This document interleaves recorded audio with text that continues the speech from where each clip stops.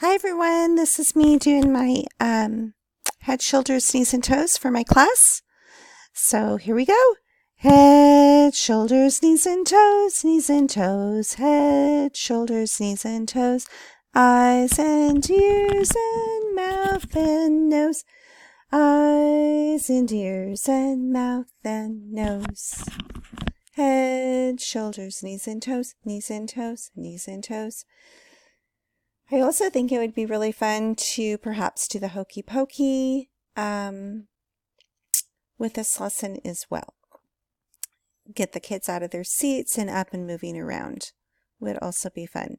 You could add more verses to include all of the terms such as the hands, the elbow, the knees, the feet, things like that, and just keep extending it depending on how advanced or the class was and how many terms that you could get through in my lesson plan. All right, hope you enjoy. Have a great day. Bye.